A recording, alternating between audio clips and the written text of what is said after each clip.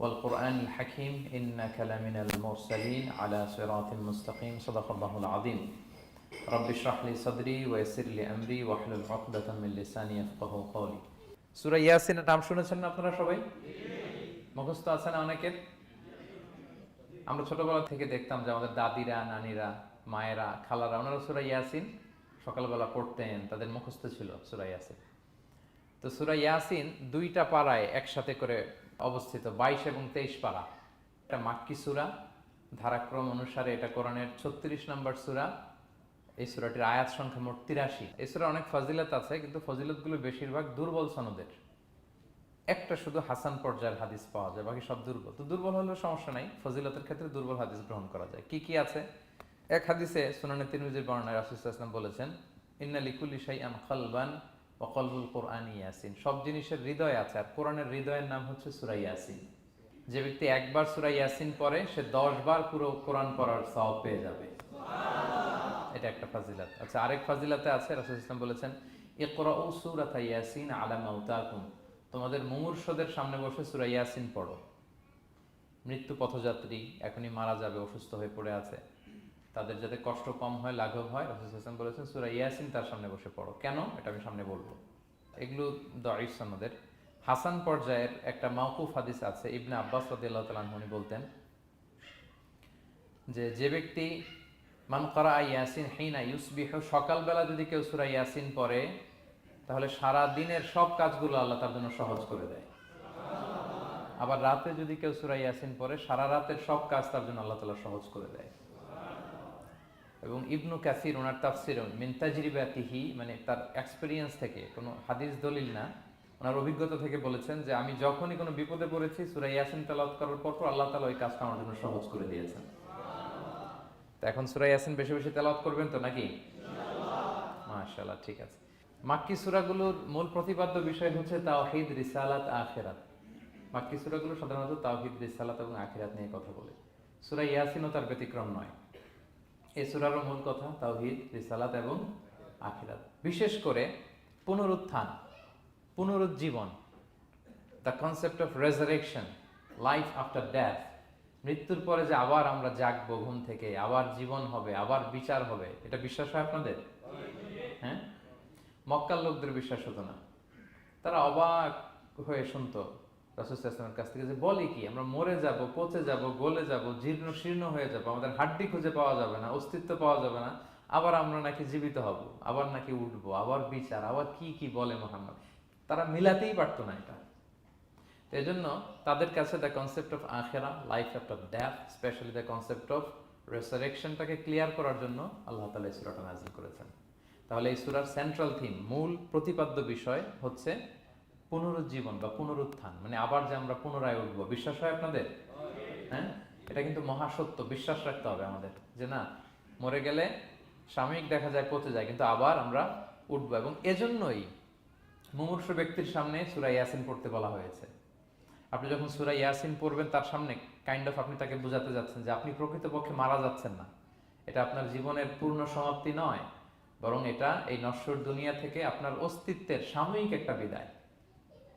কেউ যে মারা যাচ্ছে, আমার দাদা, আমার বাবা মারা যাচ্ছে, আমরা বিদায় দিচ্ছি, আজীবন হারাই ফেললাম নাকি তারে আমরা? কি সে কি আজীবনের জন্য মিসিং? এটা সাময়িক একটা বিদায়, একটা শর্ট ব্রেক। ওনার অস্তিত্বের এই নশ্বর দুনিয়া থেকে ওনার অস্তিত্বের সাময়িক একটা বিদায়, কিন্তু পরবর্তী দুনিয়ায় তিনি কিন্তু আবার অনন্ত জীবন লাভ করবেন। তার মানে শারীরিক একটা মৃত্যু হচ্ছে, তার রুহের কোনো মৃত্যু নেই, হয় ইল্লিনে নয় সিজ্জিনে। ঠিক কিনা বলেন? আমাদের রুহগুলো কিন্তু মরে না, এটা আল্লাহর অর্ডারে ঢুকেছে, আল্লাহর অর্ডারে বের হয়, হয় ইল্লিনে নয় সিজ্জিনে। বিশ্বাসীদের রুহগুলো ইল্লিনে থাকে, আমাদের রুহগুলো যেন সেখানে থাকে, আমরা আল্লাহর কাছে কামনা করি, আমরা পড়ি আমিন। এজন্যই মৃত ব্যক্তিদেরকে আশাব্যঞ্জক করার জন্য এই সূরার মধ্যে যে কথাগুলো বোঝানো হচ্ছে যে না, আবার আপনি উঠবেন, আবার জীবিত হবেন, আবার আমরা মিলিত হব, বিচারের মুখোমুখি হব, আবার আমরা জান্নাতে একত্রিত হব, আমাদের গেট টুগেদার হবে, আমাদের রিট্রিট হবে। মানে মৃত্যুর মধ্যে আমরা আনন্দ খুঁজে বেড়াই নাকি? হ্যাঁ, মৃত্যু নিয়ে অনেকের কথা ভয়, কিন্তু আমরা তো মৃত্যুই একমাত্র ওয়ে যার মধ্য দিয়ে আমরা আমাদের রবের সাথে সাক্ষাতের গেট ওয়ে। এটা আল্লাহর সাথে সাক্ষাতের প্রথম ধাপ হচ্ছে আপনাকে দুনিয়া ছাড়তে হবে, এছাড়া কি আল্লাহর সাক্ষাৎ পাওয়া যাবে? যাবে না। এজন্য মৃত ব্যক্তির সামনে আল্লাহর হাবিব সাল্লাল্লাহু আলাইহি ওয়াসাল্লাম রাহমাতুল লিল আলামিন মুহাম্মদ রাসূলুল্লাহ সাল্লাল্লাহু আলাইহি ওয়াসাল্লাম তিনি সূরা ইয়াসিন তেলাওয়াত করতে বলেছেন। তাহলে সেন্ট্রাল থিম ক্লিয়ার সবার কাছে না? এবার আসেন কিছু প্রাইম লেসন, কোর লেসন সূরা ইয়াসিন থেকে। আমি সম্ভবত গত বছর আমার ভেরিফাইড ফেসবুক পেজ থেকে আমি 4টা লাইভ সিরিজ করেছি 4 ঘন্টার সূরা ইয়াসিনের উপর। আপনারা শুনবেন এগুলো, খুবই ওয়েল ডকুমেন্টেড ম্যানারে একাডেমিক ওয়েতে আলোচনা করেছি। যাদের সময় আছে শুনবেন এই লাইভগুলো। তো আমি এখন শুধু সার নির্দেশটা প্রাইম লেসন বা কোর লেসনগুলো নিয়ে আসি। 1 নম্বর লেসন হচ্ছে আল্লাহ তাআলা বলেছেন যে কোরআনের আয়াতগুলো একটার সাথে আরেকটা well connected, completely well net, এটা ওয়েল প্রোটেক্টেড। ওয়ান ডাজন্ট বলে differ the other or contradict the other. কোনো আয়াত আরেক আয়াতের বিপরীতে যায় না, একটা আরেকটার সম্পূরক, পরিপূরক, ওয়েল নেট, ওয়েল কানেক্টেড। এটাই প্রমাণ করে যে এটা কার কাছ থেকে নাজিল হয়েছে? আল্লাহ সুবহানাহু ওয়া তাআলার কাছ থেকে নাজিল হয়েছে। আল্লাহ তাআলা এটাই বলেছেন ইয়াসিন, তারপরে ওয়াল কুরআনিল হাকিম। হাকিম বিমানা মুহকাম, মানে কোরআনের আয়াতগুলো পোক্ত। এটা হচ্ছে completely well net, perfectly connected, একটা আরেকটার সাথে কানেক্টেড। এক আয়াত ইফাসসিরু বা'দুহু বা'দান, এক আয়াত আরেক আয়াতকে ব্যাখ্যা করে। অনেক কথা কোরআনের এক জায়গায় সংক্ষেপে বলা হয়েছে, আরেক জায়গায় বিস্তারিত, এক জায়গায় ছোট করে আরেক জায়গায় বড় করে। কোন আয়াত আরেক আয়াতের সাথে কন্ট্রাডিক্ট করে না। আল্লাহ তাআলা বলছেন আফালা ইয়াতাদাব্বারুনাল কুরআন ওয়ালাউ কানা মিন ইনদি গায়রিল্লাহি লাওয়াজাদু ফীহি ইখতিলাফান কাসীরা। তারা কি কোরআন নিয়ে গবেষণা করবে না? এই কোরআন যদি আল্লাহ ছাড়া অন্য কারো কাছ থেকে নাজিল হতো তাহলে তারা কোরআনের মধ্যে অনেক বিরোধ দেখতে পেত, পরস্পর বিরোধ, অনেক বিরোধ দেখতে পেত। কিন্তু কোরআনের ভেতরে এই পুরো 30 পারায় কোথাও কি এক আয়াতের সাথে আরেক আয়াতের কন্ট্রাডিকশন আছে? কোনো বিরোধ আছে বলেন? না, এটা ওয়েল নেট, ওয়েল কানেক্টেড। অন্য আয়াতে আল্লাহ বলছেন লা ইয়াতিহিল বাতিলু মিন বাইনি ইয়াদাইহি ওয়ালা মিন খালফি। সামনে থেকে পেছন থেকে কোরআনে কোনো বাতিল অনুপ্রবেশ করতে পারে না, কারণ তানজিলু মিন হাকিমিন হামিদ, এটা প্রজ্ঞাময় প্রশংসিত আল্লাহর পক্ষ থেকে এটা প্রোটেক্টেড একটা কিতাব নাজিল হয়েছে। ফলে এটা কিয়ামত পর্যন্ত প্রোটেক্টেড থাকবে। এক আয়াত আরেক আয়াতের ব্যাখ্যা করে দেয়, এটা হচ্ছে একটা ব্যাখ্যা। আবার আল কোরআনিল হাকিম মানে হচ্ছে বিজ্ঞানময় কোরআন। কোরআনের মধ্যে অনেক বিজ্ঞানের কথাও আছে। শুধু বিজ্ঞান, বিজ্ঞান নিয়ে কি আছে প্রায় 1.5 ঘন্টার লেকচার আছে আমার। Scientific indications of the holy Quran, cosmic symbols, natural phenomena, cosmology, embryology, morphology, bla bla bla, অনেক কিছু। কিভাবে এই পানি উপরে যায়, ওয়াটার সাইকেল, হাইড্রোলজিক্যাল সাইকেল, বৃষ্টি হয়, সূর্য কিভাবে ডুবে ওঠে, চাঁদ, তারপর মহাবিস্ফোরণ, বিগ ব্যাং থেকে শুরু করে মায়ের পেটে বাচ্চার ভ্রূণ কিভাবে ডেভেলপ করে, যত কসমিক সিম্বল আছে কোরআনে, এটা নিয়ে আমার 1.5 ঘন্টার একটা কোরআনের সায়েন্টিফিক ইন্ডিকেশনাল লেকচার আছে। তো সেদিকে আমি যাব না। তো আল কোরআনুল হাকিমের 2টা ব্যাখ্যা হয়। এক হচ্ছে মুহকাম, মানে কোরআনের আয়াতগুলো প্রোটেক্টেড, কানেক্টেড। আরেকটা হচ্ছে কোরআনের আয়াতগুলো বিজ্ঞানসম্মত, বিজ্ঞানের সাথেও কন্ট্রাডিকশন করে না। কিছু যদি অমিল থাকে বিজ্ঞানের অপেক্ষা করা উচিত। বিজ্ঞান সামনে আরো শিখবে, আরো জানবে, আরো ডেভেলপ হবে, তখন বারবার বিজ্ঞানের মাথা কোরআনের দিকে নিচু হয়ে আসবে। ঠিক কিনা বলেন? যত দিন যায় সহজ হয় কোরআন বোঝা আমাদের জন্য। বিজ্ঞানের আবিষ্কারের কারণে কোরআন বোঝা সহজ হয় এবং মিলে যাচ্ছে সবকিছু। তাহলে এটা হচ্ছে 1 নম্বর লেসন সূরা ইয়াসিন থেকে, যে কোরআনের সব ভার্সেস গুলা আর পারফেক্টলি কানেক্টেড, ইন্টারকানেক্টেড। 1 নম্বর। 2 নম্বর হচ্ছে সূরা ইয়াসিনের 10 নম্বর আয়াতে আল্লাহ তাআলা বলেছেন ওয়াসাওয়াউন আলাইহিম আনযারতাহুম আম লাম তুনজিরহুম লা ইউমিনুন। হে নবী, আপনি তাদেরকে ওয়ার্নিং দেন আর না দেন সমান সমান, কাজ হবে না। এর কারণ হচ্ছে জেনে বুঝে যদি কেউ সত্যকে প্রত্যাখ্যান করে তার অন্তরে আল্লাহ মোহর মেরে দেন। জেনে বুঝে সত্যকে প্রত্যাখ্যান করলে, আমি বুঝি নাই, আমি শুনি নাই, আমি জানি নাই, এটা আল্লাহ মাফ করবে। আমি কনভিন্স হই না, এই জন্য মানতেছি না, কিন্তু আমি জানি এটা সত্য, এরপরেও যদি সত্যটা গ্রহণ না করি তাহলে কার মুক্তি আছে বলেন তো? না, তাহলে এর মুক্তি নেই। এজন্য যারা সত্যান্বেষী তাদেরকে আল্লাহ পছন্দ করেন। ভুল করে না এরকম কোনো মানুষ নাই পৃথিবীতে। সবাই আমরা ভুল করি, সবার ভুল হয়, এটাতে কোনো অসুবিধা নেই। কিন্তু জেনে আমি সত্যকে মানবো না, এটা আল্লাহ কখনো মেনে নেয় না। অন্য আয়াতে সূরা বাকারা আল্লাহ বলছেন খতামাল্লাহু আলা কুলুবিহিম ওয়া আলা সামঈহিম ওয়া আলা আবসারিহিম গিশাওয়া ওয়া লাহুম আযাবুন আযীম। যারা জেনে বুঝে সত্যকে মানে না, নেগলেক্ট করে, তাদের অন্তরে আল্লাহ সিল গালা মেরে দিয়েছেন, কর্ণকুহরে ছিপি ঢুকিয়ে দিয়েছেন, চোখের সামনে পর্দা, কিছু দেখে না। কারণ ওরা সত্যটা মানতে চায়, নিয়তি করে ফেলছে যে আমি মানবো না। কেউ যদি নিয়ত করে ফেলে যে আমি বুঝবো না, যত বুঝাক তারা বুঝানো যাবে? আমরা বাংলা একটা কথা বলি না যে ঘুমিয়ে থাকলে তাকে জাগানো সহজ, কিন্তু ঘুমের ভান ধরলে, ভান ধরে আছে ওরা তো ধাক্কা মারতেছি, টানতেছি, ওকে উঠবে ঘুম থেকে? এটার উদাহরণ দেখেন আবু জাহেল আর ওমরে ফারুক রাদিয়াল্লাহু তাআলা আনহু, দুইজনই ইসলামের শত্রু ছিল, ইসলাম বিরোধী ছিল। কিন্তু ওমরে ফারুক রাদিয়াল্লাহু তাআলা আনহু ছিলেন সত্যান্বেষী, সত্য শুনলেই মানতেন। কিন্তু আবু জাহেল ছিল তার বিপরীত, সে ছিল গোঁড়া, অহংকারী, ইগোইস্টিক সমস্যা ছিল তার। সে জানতো যে আল্লাহর হাবিব সাল্লাল্লাহু আলাইহি ওয়াসাল্লাম আল্লাহর পক্ষ থেকে নাজিল হওয়া আসা একজন রাসূল, কোরআন আল্লাহর পক্ষ থেকে নাজিল হওয়া একটা কিতাব, জানার পরেও সে মানে নাই, ফলে তার নসিবে হেদায়েত জোটে নাই। কিন্তু ওমরে ফারুক রাদিয়াল্লাহু তাআলা আনহু কিছুদিন পরেই উনি শাহাদা পড়ে ফেলছেন। এবং রাসূল সাল্লাল্লাহু আলাইহি ওয়াসাল্লাম দোয়া করেছিলেন যে আল্লাহ, আল্লাহুম্মা আইজ্জাল ইসলাম বি আহাব্বি হাযাইনি রাজুলাইনি ইনদাক, আল্লাহ দুজন লোকের যাকে তোমার ভাল লাগে তাদের একজনকে ইসলামের ছায়াতলে এনে তুমি ইসলামটাকে শক্তিশালী করো। একজন হচ্ছে আবু জাহাল আর একজন হচ্ছে ওমর। আল্লাহ তাআলা কার জন্য দোয়াটা কবুল করেছেন বলেন তো? ওমর ফারুকের জন্য। কারণ ওনার হৃদয়টা সাদা ছিল, সাদা মনের মানুষ, কলবে সালিম, সত্য যেখানে ওইটাই উনি গ্রহণ করতেন, সত্যের সামনে দুর্বল ছিলেন।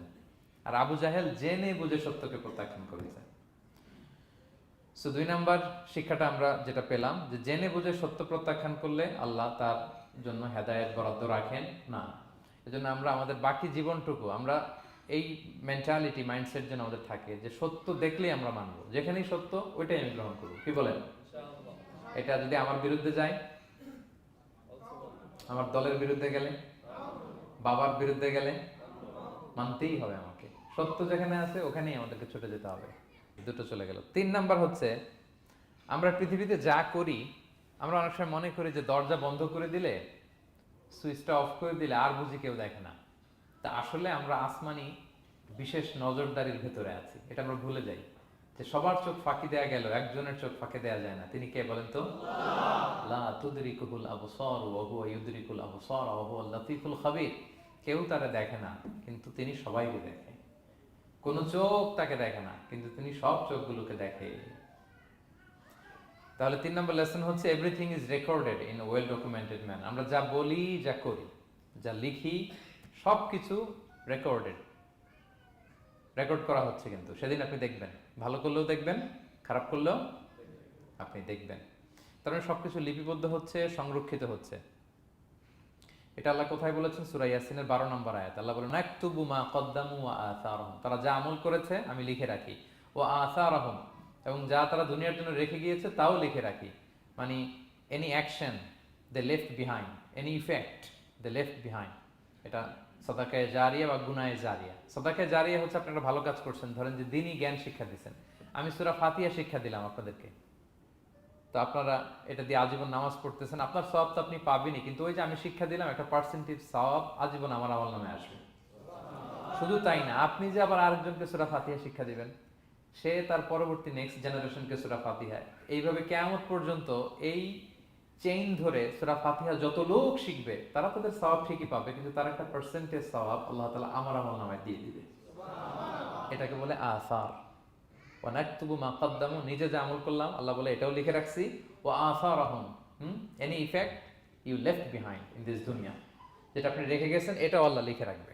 এবং অকুল্লা শাইইন আহসাইনাহু ফি ইমামিন মুবিন, আল্লাহ বলেন সবকিছু একটা নথির ভেতরে নথিবদ্ধ করে। নথি চিনেন তো না?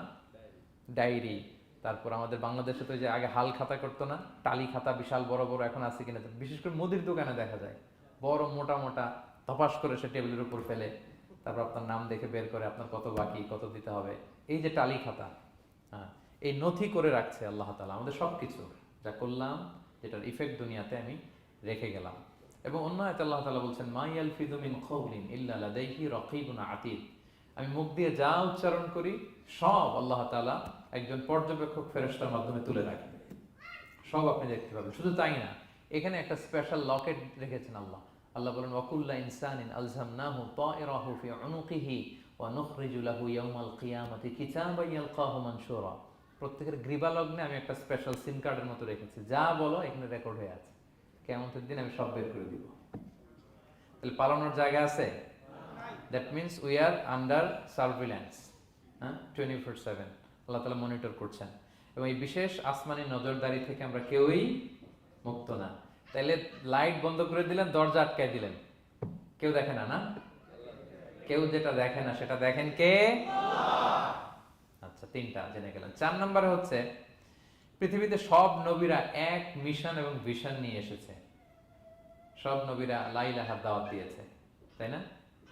এক আল্লাহর দাওয়াত দিয়েছে। আচ্ছা, কখনো কি এমন হয়েছে কোন নবী এসে বলছে যে আল্লাহ একজন, আবার আরেক নবী এসে বলছে না আল্লাহ দুই তিনজনও হইতে পারে? হ্যাঁ, বলছে? কোন নবী এসে বলেছে মৃত্যুর পর এক জীবন আছে, হিসেব দিতে হবে, পাই টু পাই হিসেব হবে? আরেকজন বলছে না, এরকম নাও থাকতে পারে। এরকম এক নবী এক কথা, আরেক নবী আরেক কথা হয়েছে? এগুলো নবীদের মধ্যে হয়, কবিদের মধ্যে হয়। এক কবি এক কথা বলে, আরেক কবি এক দার্শনিক এক কথা বলে, আরেক দার্শনিক আরেক কথা, এক রাজনীতিবিদ এক কথা, আরেক রাজনীতিবিদ আরেক। এদের মধ্যে ধাক্কাধাক্কি হয়, কিন্তু নবীদের মধ্যে কথার মধ্যে এগুলো আছে? কারণ তারা মন গড়া কথা বলে না। ওমা ইয়ানতিকু আনিল হাওয়া ইন হুয়া ইল্লা ওয়াহিয়ু ইউহা। তাদের কথা আসে একটা হেডকোয়ার্টার থেকে। হেডকোয়ার্টারটা কার? আসমানি রেভেলেশনের বেসিসে ওনারা কথা বলেন। মন গড়া কোনো নবী কোনো কথা বলেন না। তাহলে 4 নম্বর শিক্ষা হচ্ছে সব নবীর মিশন ভিশন এক। এজন্য তাদের মধ্যে একটা কোঅপারেশন ছিল। সূরা ইয়াসিনে চমৎকার একটা ঘটনা আছে। একটা জনপদের নাম উল্লেখ করা হয়নি, কিন্তু কোন কোন মুফাসসির বলেছেন এটা তুরস্কের আন্তাকিয়া জনপদে আল্লাহ একটা কাজে, দাওয়াতি কাজে 2 জন নবীকে পাঠালেন। কয়জন? 2 জন। কাজ একটা, কিন্তু কয়জন? 2 জন। এরকম সাধারণত অন্য নবীদের ক্ষেত্রে হয় না, কোরআনে পাওয়া যায় না যে এক কাজে এক জায়গায় 2 নবী, এরকম হয় না। এক্সেপ্ট মুসা আলাইহিস সালাম, ওনার কথা বলার জড়তা ছিল, তো উনি আল্লাহকে বলেছেন আল্লাহ আমাকে যেই তাওরাত দিয়ে পাঠালেন আমি তো কথা ক্লিয়ারলি বলতে পারি না, জড়তা, মামলিং হয় আমার মুখে। তো আমার ভাই আখি হারুন আফসাহু মিন্নি লিসান, ও আবার খুব ফ্লুয়েন্ট ছিল। আমি নেতৃত্ব দিব, কিন্তু হারুন ভোকাল দিবে, আপনি তাকে নবী বানায় দেন।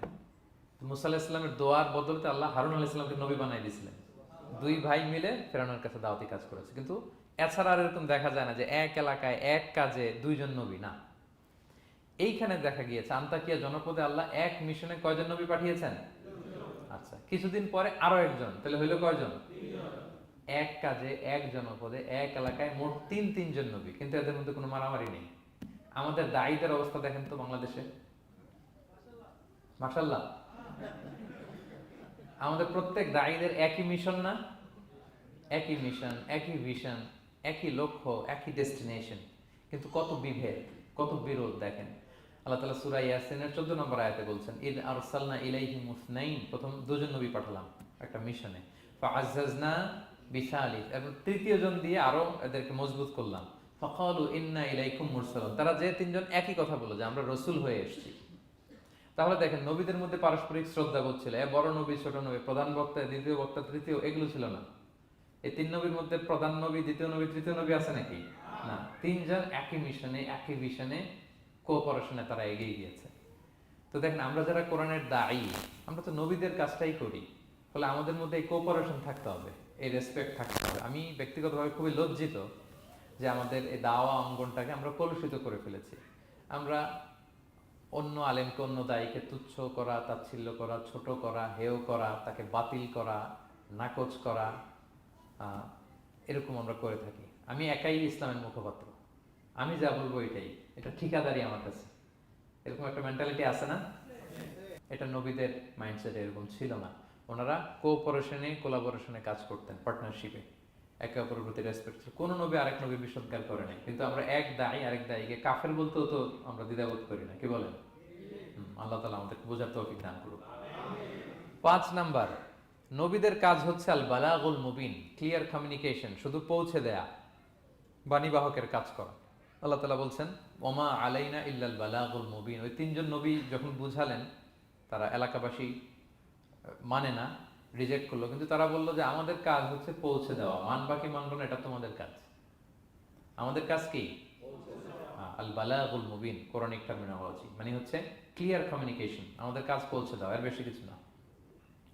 আমরা অনেক সময় একটু জবরদস্তি করতে চাই, জোরাজুরি করতে চাই, এই নামাজ পড়ো না কেন, তাকে জোরাজুরি করা, দাঁড়িয়ে রাখানো, জোরাজুরিতে বেশি কাজ হয় না। আপনি পাওয়ারফুল মেসেজ দিবেন, ইনফ্লুয়েন্স করবেন, এতেই আল্লাহ হেদায়েত দিবে। কারণ হেদায়েতটা নিয়ন্ত্রণ করেন একমাত্র কে? আল্লাহ। এখানে আর কারো হাত নাই, এমনকি নবীরও না। কোন নবীও চাইলে কাউকে হেদায়েত দিতে পারে না। আল্লাহর হাবিব সাল্লাল্লাহু আলাইহি ওয়াসাল্লাম মক্কায় মক্কাবাসীদের পেছনে ঘুরতে ঘুরতে পেরেশান।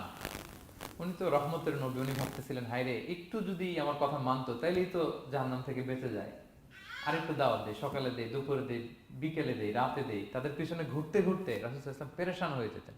আল্লাহ তাআলা সূরা কাহফে আয়াত নাযিল করলেন, ফালা আল্লাকা বাকিউন নাফসাকা আলা আসারিহিম ইল্লাম ইউমিনু বিহাদাল হাদিসি আসাফা। নবী, ওরা যদি শুনতে না চায়, আপনি তো ওদের পিছনে ঘুরতে ঘুরতে পাগল হয়ে যাচ্ছেন বোধহয়, না রেখে দেন, মানলে মানুক, না মানলে নাই। হেদায়েত দেওয়ার মালিক হচ্ছে আমি। ফাযাক্কির ইন্নামা আনতা মুযাক্কির, আপনি শুধু স্মরণ করিয়ে দেন, উপদেশ দেন। লাস্তা আলাইহিম বিমুসাইতির, আপনি বল প্রয়োগ করতে আসেন, আপনাকে দারোগা বানাই পাঠাইনি আমি, আপনি শুধু পৌঁছে দিবেন। এমনকি রাসূল সাল্লাল্লাহু আলাইহি ওয়াসাল্লাম ওনার চাচা আবু তালেবের হেদায়েতের জন্য অনেক ট্রাই করেছেন, কিন্তু হেদায়েত নসিব হয়েছে বলেন?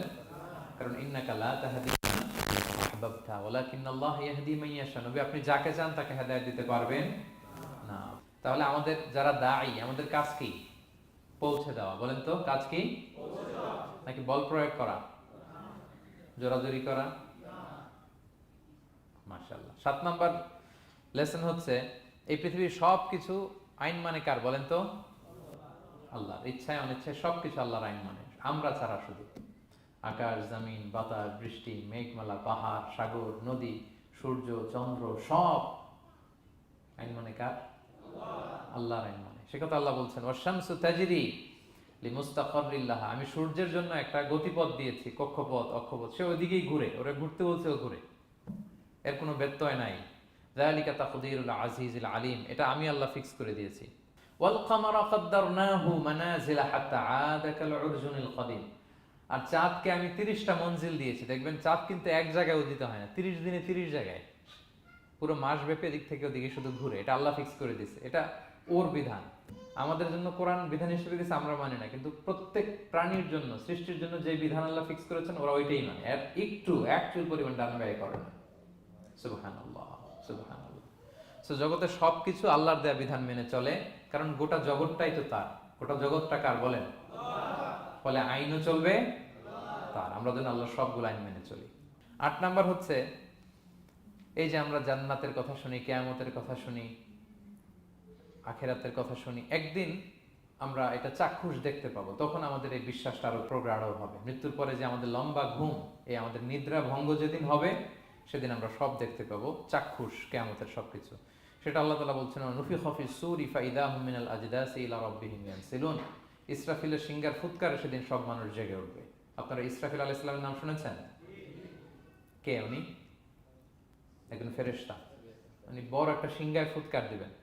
সৃষ্টির পর থেকে আল্লাহ ওনাকে একটা কাজের জন্য অ্যাসাইন করেছেন, শুধু ফু দিবে 3টা। কয়টা? আর কোনো কাজ আছে? দ্যাটস ইট, দ্যাটস ইট, শুধু 3টা ফু দিবে 3 বারে। ঠিক যে মুহূর্তে আপনারা এখন কথা শুনছেন, এই মুহূর্তে উনি ওই ট্রাম্পিট সিংহা নিয়ে আরশের দিকে তাকায় আছে, কখন আল্লাহর আদেশ আসে, 1 সেকেন্ডের জন্য দেরি না, চোখের পলক যাতে দেরি না হয়ে যায়, তাকিয়ে আছেন উনি।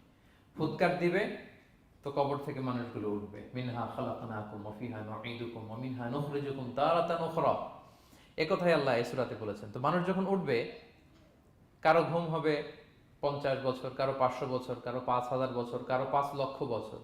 পৃথিবীতে প্রথম নিহত হয়েছে কে জানেন?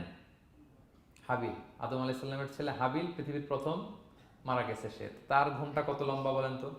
সে কত হাজার বছর, লক্ষ বছর বেচারা ঘুমাচ্ছে, হ্যাঁ, তার কবরে। তো এই সব সিংহার ফুৎকারে সব কবর থেকে উঠবে। ক্বালু ইয়া ওয়াইলানা মান বাআসানা মিন মারকাদিনা হাযা, কিরে কে ভাঙালো এই লম্বা ঘুমটা, সবাই তো ঘুমাচ্ছিলাম।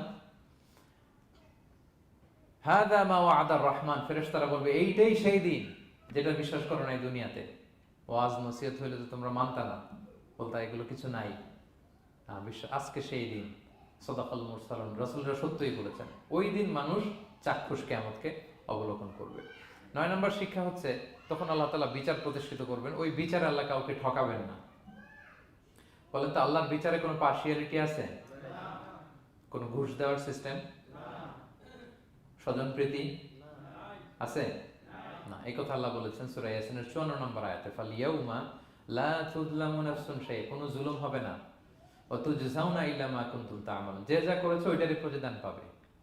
এমন না যে আপনি করছিলেন খুব ভালো কিন্তু আপনি পান নাই, এটা হবে না।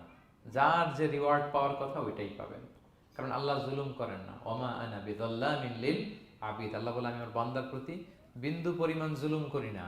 ওয়া নাদউল মাওয়াজিনাল কিসতা লিয়াউমিল কিয়ামা ফালা তুযলামু নাফসুন শাইআ, সেদিন আমি ন্যায় বিচারের মানদণ্ড স্থাপন করব, ওখানে একটা চুল ফেললেও এটা ওজন হয়। ফামান ইয়ামাল মিসকালা যাররাতিন খাইরান ইয়ারা ওয়া মান ইয়ামাল মিসকালা যাররাতিন শাররান ইয়ারা। অনুপরিমাণ ভালো করলে ভালো পাবেন। এই যে সে লিল্লাহি তাকবীর বলছে, সওয়াব হইছে না? সে ওই দিন আমলনামায় দেখবে কি রে, অমুক এক মাহফিলের মধ্যে আমি লিল্লাহি তাকবীর বলছিলাম, এইটার এতগুলা সওয়াব। তারপরে এই যে আপনারা আল্লাহু আকবার বলছেন, এতে সওয়াব হইছে না? এরকম ছোট্ট ছোট্ট প্রতি মুহূর্তে একজন রাস্তা চেনে না, রাস্তা দেখাই দিলেন, একজন একটা ভালো উপদেশ দিলেন। এইভাবে ছোট্ট ছোট্ট যত ভালো কাজ সব পাবেন, ছোট্ট ছোট খারাপ কাজ সব সেদিন পাবেন, কোনো জুলুম হবে না। আচ্ছা, 10 নম্বর শিক্ষা হচ্ছে যারা জান্নাতে যাবে, জান্নাতের একটা ফিচার হচ্ছে, মেজর ফিচার, জান্নাতে যে জান্নাতীরা যা চাবে তাই পাবে, কোনো না নাই সেখানে, যার যেটা মনে চায়। এটা সূরা ইয়াসিনের 57 নম্বর আয়াত আল্লাহ বলেছেন, লাহুম ফিহা ফাকিহা ওয়া লাহুম মা ইয়াদদাউন। সেখানে অজস্র অঢেল সুস্বাদু মুখরোচক ফলমূল থাকবে। দুনিয়াতের এক ফলে এক মজা, আনারসের মজা তরমুজে নাই, তরমুজের মজা আমে নাই, আমের মজা বাঙ্গিতে নাই, বাঙ্গির মজা কাঁঠালে নাই, কাঁঠালের মজা ডুরিয়ানে নাই। যেইটা খাবেন ওইটা স্বাদ। জান্নাতে এক ফলের ভেতরে হাজার রকমের স্বাদ আল্লাহ ঢুকাই দিবে। আচ্ছা, দুনিয়াতে যে কমলা খান, কমলার ছোলা খান, হ্যাঁ, ডাব যে খান, ডাবের ছোলাটা খান, শুধু পানি। ওইখানে ডাবের চেয়ে আর ডাবের ছোলা মজা লাগবে। কমলার চেয়ে কমলার ছোলা হবে আরো সুস্বাদু। মানে ওইটার ফিচারের সাথে দুনিয়ার ফিচারের কোনো তুলনাই হয় না, নো কম্পারিজন। যা চাবে তাই হবে। ইয়াসিনের 11 নম্বর শিক্ষা হচ্ছে সেদিন নিজের হাত পা নিজের বিরুদ্ধে সাক্ষী দিবে যারা জাহান্নামে যাবে। কারণ জাহান্নামীরা বলবে না আল্লাহ করি নাই, তোমার ফেরেশতারা ভুলে লিখছে, আল্লাহ আরেকজনের আমলনামা আমার দিয়ে দিছে, এই অনেক ধরনের অজুহাত। তখন আল্লাহ তাআলা তার মুখটাকে সিলগালা করে দিবেন। ফালইয়াউমা নাখতিমু আলা আফওয়াহিহিম ওয়া তুকাল্লিমুনা আইদিহিম ওয়া তাশহাদু আরজুলুহুম বিমা কানু ইয়াকসিবুন। আল্লাহ বলে তোমার মুখ আমি সিলগালা করে দিলাম, হাত কথা বলবে, তখন পা সাক্ষী দিবে কোথায় যে এই পাপটা করছেন। আপনি অবাক হন, কি রে, এই হাতে তো কত আংটি পরলাম, এরপর কত লোশন মাখলাম, হ্যাঁ, কত সুন্দর বডি ওয়াশ দিয়ে হাতটাকে ক্লিন রাখলাম, তারপর হাতের মধ্যে গ্লাভস পরলাম, হাত পা কত যত্ন আমি নিলাম। এই হাত পা আমার বিরুদ্ধে কথা বলে, রাগে মানুষ বলবে ওয়াকালু লিজুলুদিহিম লিমা শাহিদতুম আলাইনা, কি রে আমার বিরুদ্ধে কথা বলিস কেন? তখন হাত পা বলবে ক্বালু আনতাকানাল্লাহ আল্লাযী আনতাকা কুল্লা শাই। ওই আল্লাহ আজকে আমাকে কথা বলার সুযোগ দিয়েছে, যে আল্লাহ চাইলে যে কাউকে, যে কোনো সৃষ্টিকে কথা বলার সুযোগ দিয়ে থাকে। পাথরকে আল্লাহ জবান দিতে পারে, দিয়েছেন। রাসূল সাল্লাল্লাহু আলাইহি ওয়াসাল্লাম মক্কার শিয়াবের মধ্য দিয়ে যখন হাঁটতেন, অনেক পাথর রাসূল সাল্লাল্লাহু আলাইহি ওয়াসাল্লামকে সালাম দিয়ে বলেছেন, আসসালামু আলাইকা ইয়া নবী আল্লাহ, হে আল্লাহর নবী আপনাকে সালাম। কে দিয়েছে সালাম? পাথর। মরা খেজুর গাছ কেঁদে উঠেছে নবীর জন্য, তার মানে এগুলোর ভেতরে প্রাণের সঞ্চার করেছেন কে? আল্লাহ। সেদিন হাতের ভেতরে আল্লাহ তাআলা কথার শক্তি দিবেন। আপনার হাত আপনার বিরুদ্ধে, পা বিরুদ্ধে, আপনার বডি আপনার বিরুদ্ধে সাক্ষী দিবে। সো খবরদার, অতটুকু পাপ করি যতটুকু পাপের শাস্তি বহনের ক্ষমতা আমার আছে, একটু হিসাব মিলিয়ে নিই আমরা। 12 নম্বর লেসন হচ্ছে যে আমরা শক্তিশালী হই, ছোট থেকে বড় হই, এরপরে আবার দুর্বল হয়ে যায়। আল্লাহ বলেন ওয়ামান নুআম্মিরহু নুনাক্কিসু ফিল খালকি আফালা ইয়াকিলুন। আমি যখন কারো বয়স বাড়িয়ে দেই তাকে আবার দুর্বল করে দেয়। এটাই জীবন চক্র। দেখেন, শৈশব দিয়ে শুরু, তারপর কৈশোর, তারুণ্য, যৌবন। যৌবনের কথা চিন্তা করে তো বেশিরভাগ যুবক কি শক্তি গায় না, যা খায় ওইটাই হজম হয়ে যায়। ওভারটাইম করতে পারি, লাগাতার কাজ করতে পারি, মানে অনেক ক্যাপাসিটি। কিন্তু সেই আপনি যখন 60, 70, 80-তে যাবেন আর পারা যায় না, তখন একটা লাঠি লাগে। কি লাগে? আরো বাড়লে 90 যখন হয়ে যায়, 100, তখন ওই যে ছোট বাচ্চারা ওরা যা বলতেছে এরকম, ওরা যেরকম বোঝে না ওইরকম বোঝে না। বাচ্চাদেরকে এদিকে খাবার দিলে দেখবেন যে এদিক দিয়ে করতেছে, মসজিদ। ওই মুরব্বীরও এরকম, বাচ্চাদের প্যাম্পাস পরানো লাগে, যেখানে রাখে পেশাব পায়খানা, মুরব্বীরাও এরকম 90, 80 এদেরও পরানো লাগে, এদেরও আর কন্ট্রোলটা থাকে না। তাহলে দেখেন, this is our life cycle. এভাবেই তারুণ্য, যৌবন, প্রৌঢ়ত্ব, এরপর আবার বার্ধক্য। আল্লাহ বলে এরপরও তোমরা বুঝবে না। এটাতে আল্লাহ বুঝাতে চাইলেন যে আল্লাহ এক দেহে এত রূপ আনতে পারে, সে আল্লাহকে আবার তোমাদেরকে জীবিত করতে সক্ষম না? কারণ এই সূরার মূল কথা হচ্ছে পুনরুজ্জীবন, রেসারেকশন। আল্লাহ বারবার ঘুরিয়ে ফিরিয়ে নানা আয়াত দিয়ে বুঝাতে চাচ্ছেন যে আমি তোমাদেরকে আবার পুনরায় জীবিত করতে পারি। তো যে আল্লাহ এত কিছু করতে পারে, সে আবার আমাদেরকে জীবিত করতে পারে না? বলেন। আচ্ছা, 13 নম্বর শিক্ষা হচ্ছে অতীত ভুলে যাওয়া। এটা আমাদের জীবনের জন্য অনেক বড় বোকামি। আমরা ভুলে যাই, অনেক সময় আমরা কি ছিলাম, কোথায় ছিলাম ভুলে যাই। আল্লাহ বলেন আওয়ালাম ইয়ারাল ইনসানু আন্না খালাকনাহু মিন নুতফা ফাইদা হুয়া খাসীমুম মুবিন। মানুষ কি দেখে না যে ওদেরকে আমি কোত্থেকে সৃষ্টি করছি? দেখেন, আমাদের এত বড় বাড়ি গাড়ি, আমাদের এত নাম যশ খ্যাতি, আমরা আদিতে কি ছিলাম? সামান্য এক ফোঁটা বীর্য। বাবার পিঠ থেকে মায়ের গর্ভে ছোট্ট একটা পানি থেকে আমাকে সৃষ্টি করেছেন কে? আল্লাহ। এই সৃষ্টির আগে তো কিছুই ছিলাম না। আপনার বয়স এখন 50, আচ্ছা 500 বছর আগে আপনি কই ছিলেন বলেন? আপনার দাপট তো আজকে থাকা যায় না এই পৃথিবীতে, সব নাকি আপনার, এরকম বলে না? সব আমার, আমার পাওয়ার, আমার ক্ষমতা। আজ থেকে জাস্ট 500 বছর আগে আপনি কই ছিলেন? আপনার কোনো নাম ছিল? আপনার কোনো গ্রাম ছিল? কোনো অ্যাড্রেস ছিল? কোনো খ্যাতি ছিল? দাপট ছিল? লোক লস্কর কিছু ছিল? ক্ষমতা আসলো কোত্থেকে আপনার? আল্লাহ বলে হাল আতা আলাল ইনসানি হিনুম মিনাদ দাহরি লাম ইয়াকুন শাইআম মাযকুরা। মানুষকে দেখে না যে একটা সময়ও কিছুই ছিল না? কিছুই তো ছিল না, তুমি অস্তিত্বহীনতা থেকে তোমার অস্তিত্ব আল্লাহ দিলেন দয়া করে, ছোট্ট ছোট্ট করে মায়ের পেটে এতটুকু থেকে। আপনি ওই বিজ্ঞান প্রযুক্তি জাদুঘরে গিয়েছিলাম আমি আগারগাঁওতে, ওখানে মায়ের পেটে যেগুলো বাচ্চাগুলো ডেভেলপ করে নাই তারা রেখে দিয়েছে পানির মধ্যে 1 সপ্তাহ 2 সপ্তাহ 1 মাস 2 মাস 3 মাস এরকম বাচ্চাগুলো ছোট, ওই ব্যাঙ্গাচির মতো ছিলাম আমরা। বর্ষাকালে ব্যাঙের পোনা দেখছেন? জাস্ট লাইক ব্যাঙের পোনা, এত ক্ষুদ্র ছোট্ট আমরা ছিলাম। আল্লাহ বলে তুমি দেখো না তোমার পিছনটা কি ছিল? অতীত, এজন্য অতীত ভুলে যাওয়া যাবে না। 14 নম্বর শিক্ষা হচ্ছে পুনরুত্থান, যেটা আসল শিক্ষা সূরা ইয়াসিনের, মানে মৃত্যু পরবর্তী জীবন, এটা মহাসত্য, এটা হবেই। হ্যাঁ, লম্বা আয়াত, আমি শুধু মূল কথাটা বলি। আস ইবনে ওয়াইল মক্কায় রাসূল সাল্লাল্লাহু আলাইহি ওয়াসাল্লামের কাছে একটা মরা লাশের হাড্ডি, কঙ্কাল থেকে হাড্ডি এনে, এটা 100 বছর আগের হাড্ডি, একটু হাত দিয়ে গুঁড়া করে এটা পাউডার হয়ে গেছে। রাসূল সাল্লাল্লাহু আলাইহি ওয়াসাল্লামের কাছে এসে ভেবে একটা ফু মারলো, ফু দেওয়ার সাথে সাথে এটা বাতাসে মিলে গেছে। তো বলতেছে মুহাম্মদ, এই যে কঙ্কালের এই পাউডারটা তুমি বলতেছো এইটারে আল্লাহ জীবিত করবে, এটারে রিকনস্ট্রাক্ট করবে, কি বলো তুমি? What are you talking about? এটাও সম্ভব?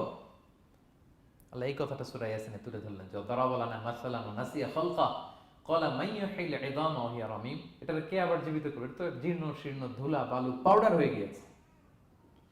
আল্লাহ বলেন কুল, নবী আপনি ওয়াইলকে বলেন, ইউহিহাল্লাযী আনশাহা আউওয়ালা মাররা, ওই আল্লাহ সৃষ্টি করবেন যে এটারে প্রথমে বানাইছিলেন। এটার তো অস্তিত্ব ছিল না, অস্তিত্বহীন থেকে যখন আল্লাহ বানাইতে পারেন, এটা মরে যাওয়ার পরে তারে আল্লাহ আবারও বানাতে পারবেন, ঠিক কিনা বলেন? আচ্ছা বলেন, কোন জিনিস প্রথমে বানানো সহজ না দ্বিতীয়বার বানানো সহজ? দ্বিতীয়বার, তাই না? তো প্রথমেই যেহেতু আল্লাহ আমাদেরকে বানাই ফেলতে পারছে, মরে গেলে গলে গেলে পচে গেলে দ্বিতীয়বার বানানো কেন জন্য কঠিন হবে? কঠিন হলে তো প্রথমবার হওয়ার কথা ছিল, যেহেতু নমুনা ছিল না, আল্লাহর কাছে কোনো মডেল ডিজাইন ছিল যে এটার আলোকে এটা ছিল?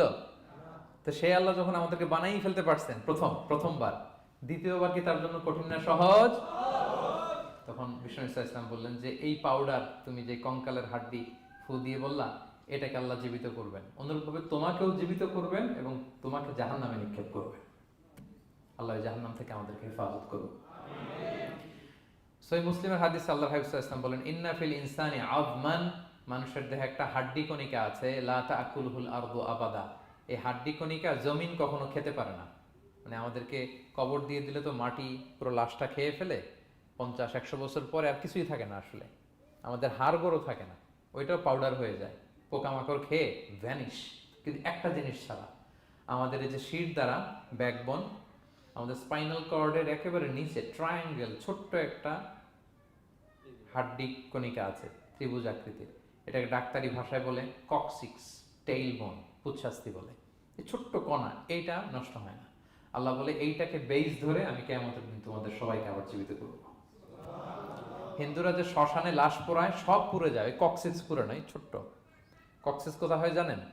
গরুর লেজটা যেখান থেকে শুরু হয় ওই জায়গায়, মানে আমাদের শিরদাঁড়ার একেবারে নিচের দিকে ছোট্ট একটা ট্রায়াঙ্গেল হাড্ডি কণিকা আছে, খুবই ছোট ট্রায়াঙ্গেল বোন পার্টিকেল, এটা থেকে আল্লাহ সৃষ্টি করবে। এটা বিমানের ব্ল্যাক বক্সের মতো, বিমান জ্বলে পুড়ে যায়, সাগরের নিচে গেলেও ব্ল্যাক বক্স কিছু হয় না, জানেন?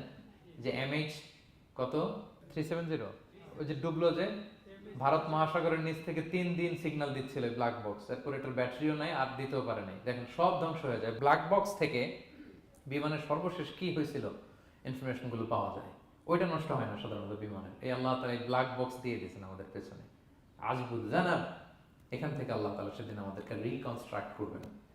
তাহলে পুনরুত্থান, আবার যে আমরা জীবিত হবে, এটা বিশ্বাস হয় আপনাদের? হয়। এটা করতে আল্লাহ কিছুই লাগে না, শুধু কোন বললেই হয়ে যায়। কি বললে? এই কুন কথা দিয়ে আল্লাহ তাআলা শেষ করেছেন সূরা ইয়াসিন। আল্লাহ বলেন যে আল্লাহর যে অসীম ক্ষমতা, এটা শুধু কুন বললেই হয়। ইন্নামা আমরুহু ইযা আরাদা শাইআন আইয়াকুলা লাহু কুন ফায়াকুন। কুন, হও, ফায়াকুন হয়ে যায়। বি, ইট ওয়াজ, হও বলতে হয়ে যায়। তাই বলে কি আল্লাহ হও বলাটাও জরুরি না, তিনি হও বলারও মুখাপেক্ষী না। দুনিয়াতে আমাদের বোঝানোর জন্য তিনি বলছেন যে আমি কুন বললেই হয়ে যায়, ওনার কুনও বলা লাগে না, চিন্তা করা মাত্রই হয়ে যায়। ফাআলুল লিমা ইউরিদ, তিনি যা ইচ্ছা তাই করতে পারেন। সো সেই আল্লাহকে যেন আমরা ডাকি, তার কাছে যেন আমরা ফরিয়াদ করি, আমাদের মনের আকুতি, চাহিদা, প্রার্থনা তার কাছে যেন আমরা নিবেদন করে পেশ করি। আল্লাহ তাআলা আমাদের সবাইকে কথাগুলো বোঝার ও আমল করার তৌফিক দান করুন। হাযা মা ইনদি ওয়াল ইলমু ইনদাল্লাহি আলাইহি তাওয়াক্কালতু ওয়া ইলাইহি উনীব। আসসালামু আলাইকুম ওয়া রাহমাতুল্লাহি ওয়া বারাকাতুহু।